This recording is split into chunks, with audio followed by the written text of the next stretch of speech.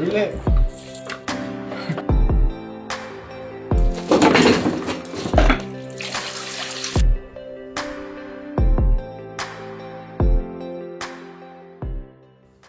Bon, je me rends bien compte dans cette restauration que plus j'avance, plus je recule.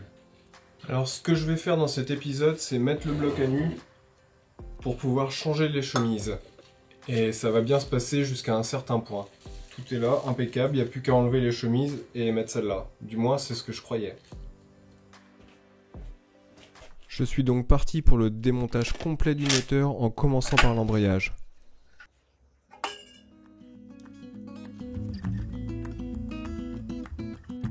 Il est fatigué et date de 1997.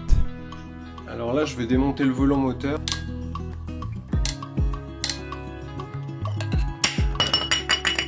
On en profitera pour changer le roulement ici.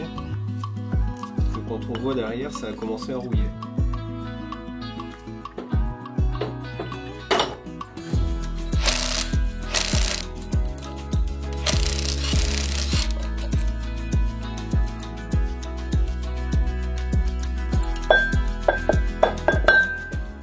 C'est lourd.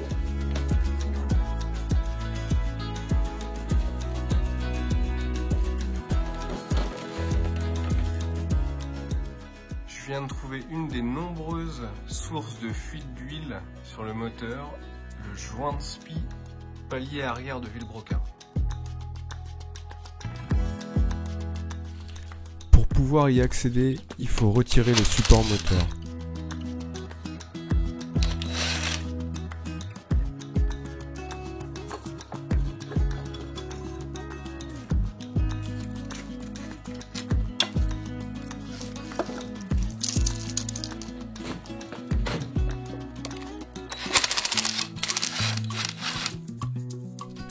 Leur date de fabrication n'est pas indiquée, mais de toute évidence ils sont périmés.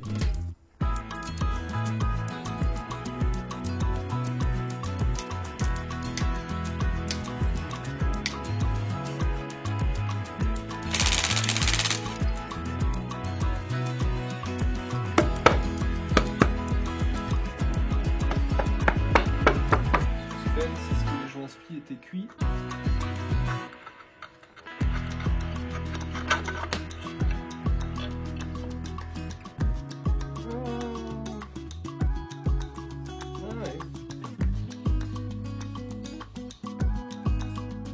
Ça devait fuir un peu de là quand même.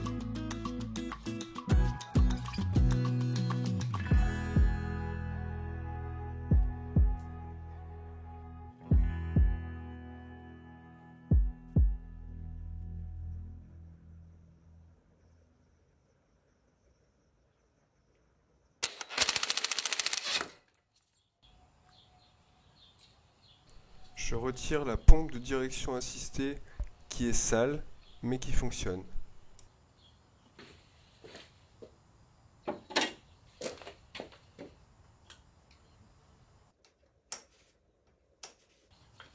Ben, quand je vois l'état des vis de la pompe à eau, c'est pas terrible.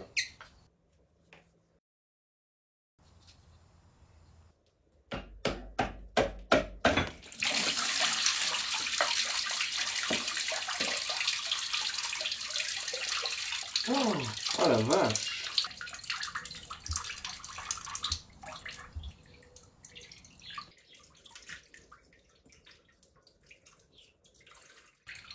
Bon, pas de doute, elle est d'origine et à changer.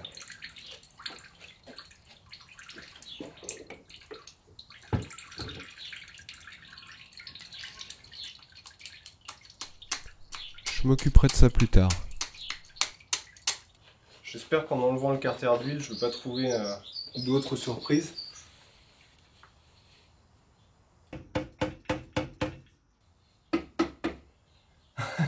Ça va me sauter la tête encore. C'est bien collé à la pâte à joint. Du coup, j'en bats va le décoller.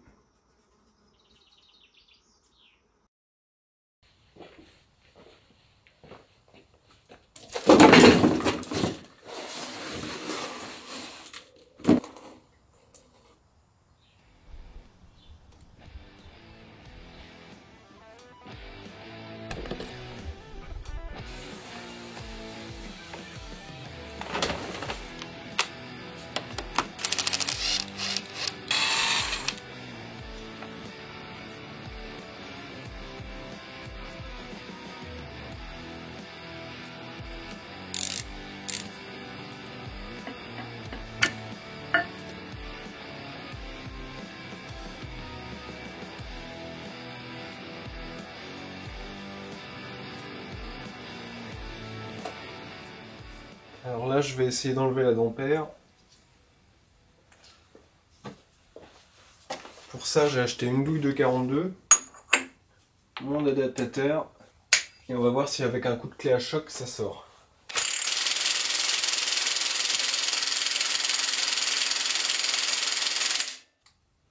Ah, j'entends plus rien.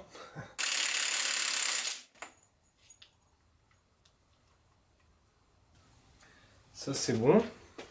La dampère est complètement craquée. On va essayer de la retirer. Maintenant, avec une plaque comme ça, je vais me fabriquer un arrache dampère. Allez. Ah, cassé. Bon, il n'y a plus qu'à réessayer. 24e essai pour arracher la poulie. Essai 24 de l'arrache poulie d'ampère. Échec.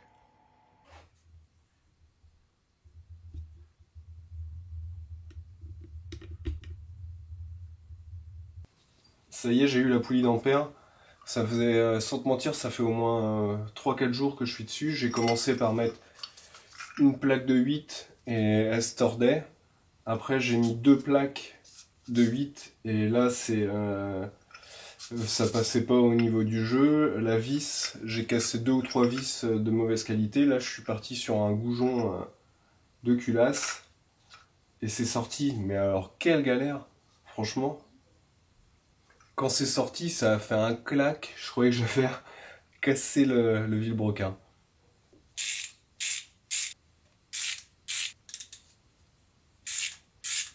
Je pense qu'il est usé, à changer. Voilà, une chose de plus à changer. Alors je suis la procédure du manuel d'atelier. Et maintenant que j'ai enlevé la poulie d'ampère, on va pouvoir sortir les pistons et les chemises.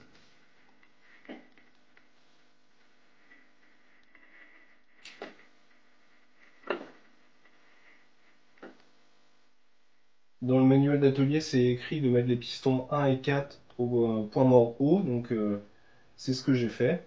Et donc je m'attaque au démontage.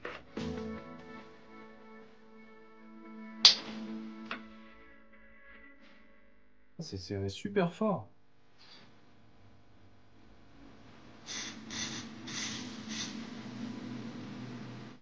Alors le premier coussinet. Ils sont fatigués, mais comme des coussinets de 300 000.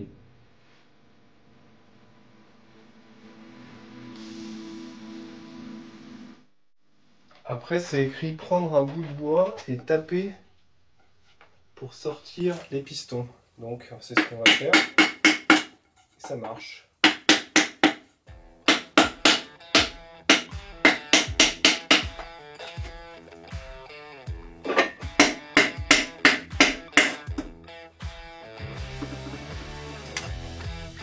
Et de 1.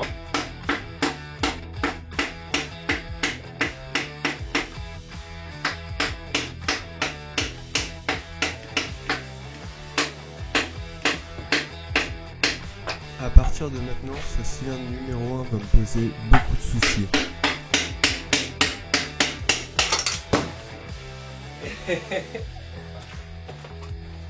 Il est sorti.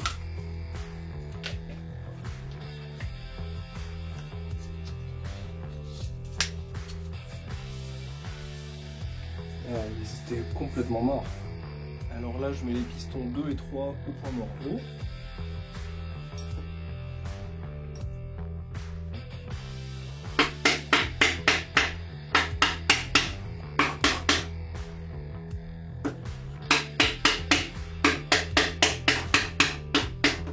C'était plus facile là.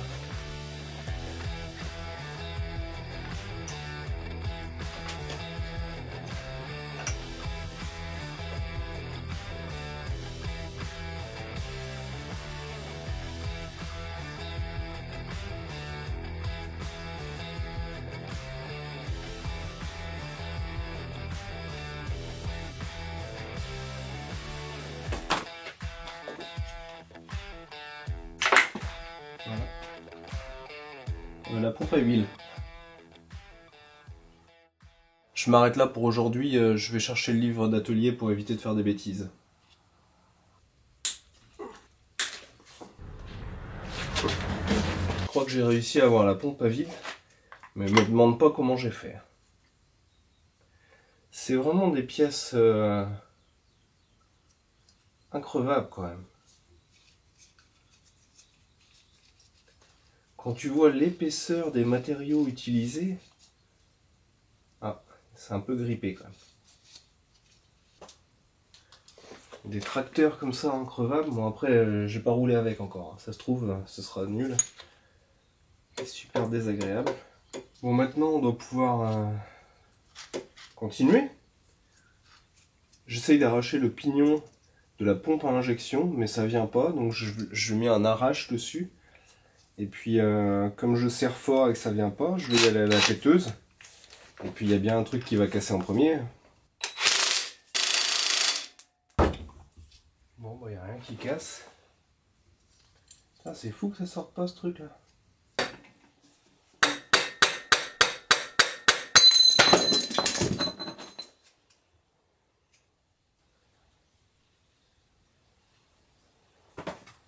C'est sorti et finalement il fallait un peu plus de force que prévu.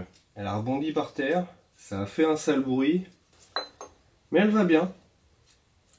Alors maintenant je peux retirer la pompe à injection.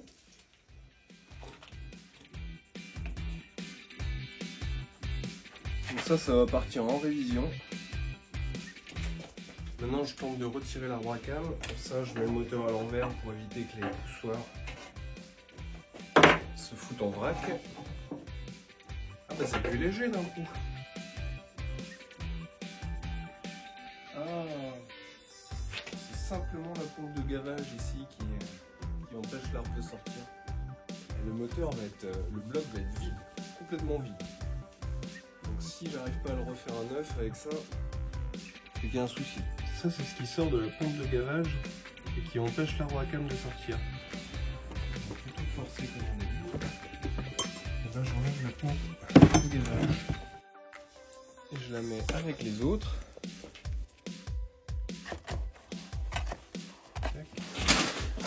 Donc dans le manuel d'atelier, ils disent de retirer l'arbre à cam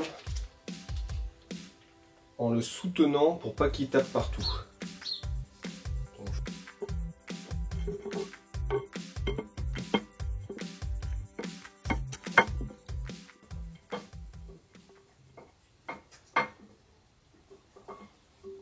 J'ai un peu plus de prise.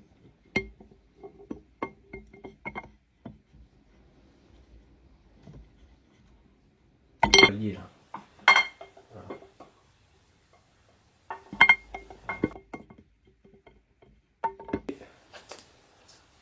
Tadam. Et maintenant je dois pouvoir attraper les poussoirs que je pouvais pas attraper avant.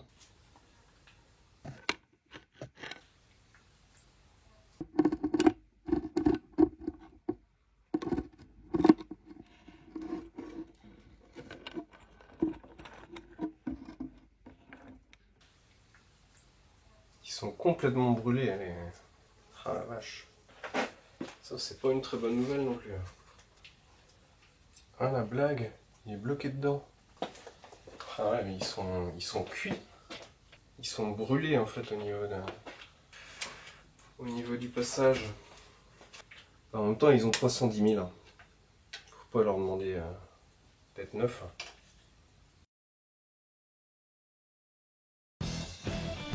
Maintenant, pour sortir le vilebrequin, il faut retirer les tiges qui bloquent les paliers.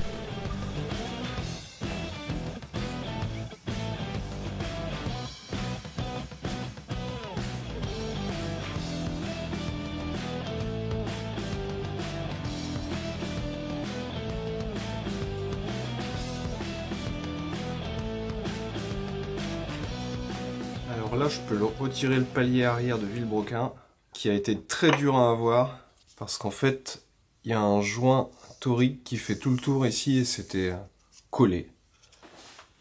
Donc pour déposer le vilebrequin, il faut désolidariser les paliers qui viennent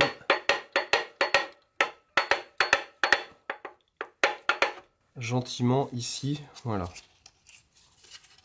Comme j'arrive pas à sortir les vis du palier de vilebrequin, je vais essayer de sortir le vilebrequin en entier. Ce qui est, soit dit en passant, pas la meilleure des solutions. Parce que, voilà, je fais des bêtises.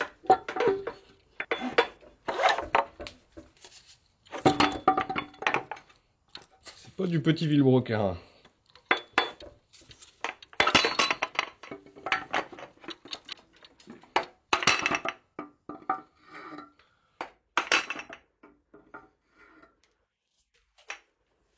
Ouah. Et bah dis donc, ça y est, c'est vide. Maintenant, je vais m'attaquer à retirer les chemises, et pour ça, il faut que je fabrique un outil. C'est un outil qui doit avoir la forme de la chemise pour pouvoir passer dans le bloc. Voilà ce que je vais essayer de fabriquer comme outil pour sortir les chemises.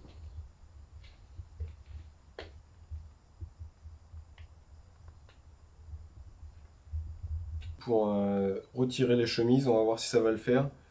Une tige filetée, 2 plats de 8 et derrière un plat de 1 cm pour mettre au derrière de la chemise. Maintenant que l'outil est en place, on va voir si ça sort facilement.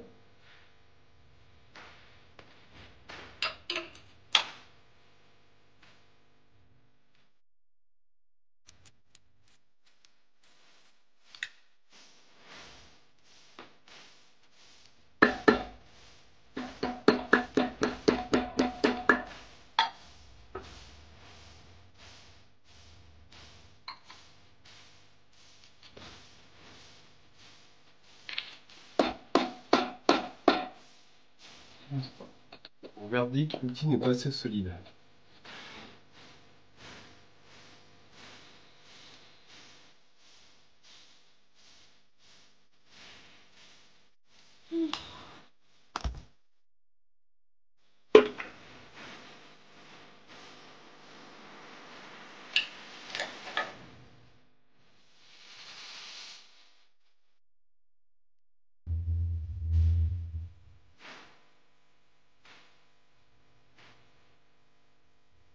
Et là, il faut une sacrée force pour sortir les chemises. Il y a 4 plats de 8 et c'était limite.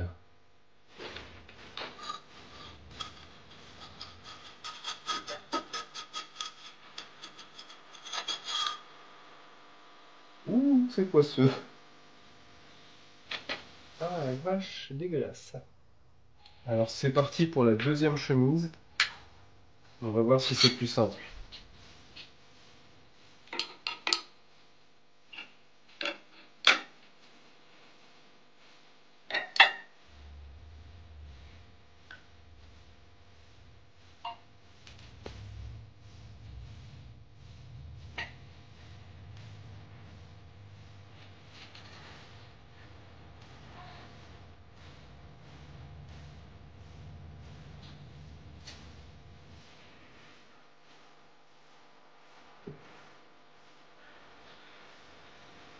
Oui, bon, on sort pas.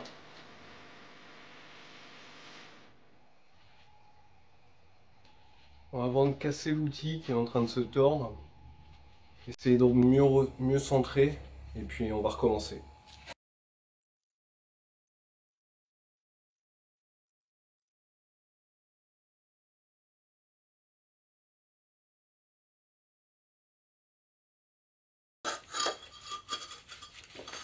Et la chemise.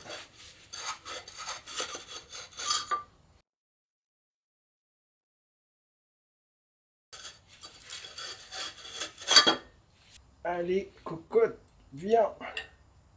Pouvoir prendre les mesures des vilebrequins, de l'arbre à cames, des pistons et des chemises pour pouvoir remonter tout ça.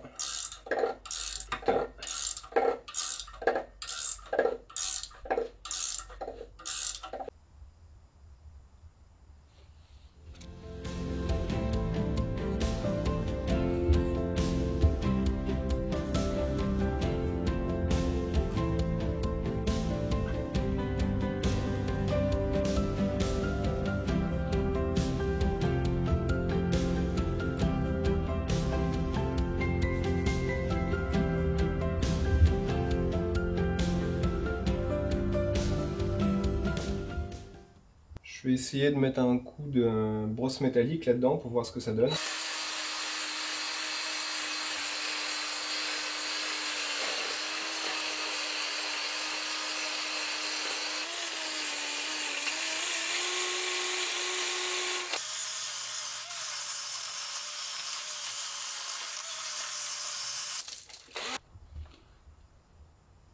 J'ai réussi à nettoyer un peu les cylindres. Et il y avait un peu de merde dedans quand même.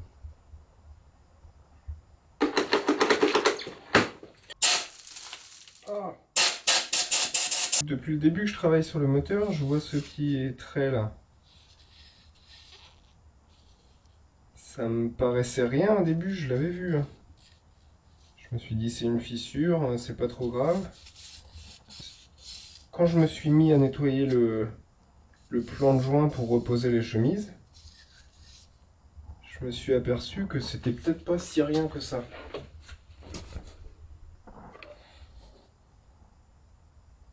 Et ouais, le bloc est fondu.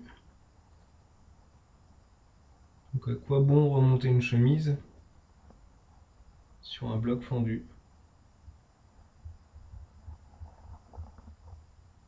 Le verdict est tombé, c'est terminé pour ce bloc 2,5 litres VM. Qu'est-ce que je vais faire? Vous êtes nombreux à m'avoir dit de faire un swap. Ça rentre pas dans le budget, clairement. Une voiture pour 5000 € avec un nouveau moteur, ça le fait pas. Et j'ai eu du bol entre temps de trouver un moteur à 200 € juste à côté là, donc je vais aller le chercher. Tu verras, j'ai trouvé aussi d'autres trucs sur la route. Je vais filmer tout ça. Et puis en attendant de recevoir mon nouveau moteur, je vais préparer la baie moteur et toute la tôlerie pour pouvoir l'accueillir et reprendre la route. Enfin, ça, c'est ce que j'espère.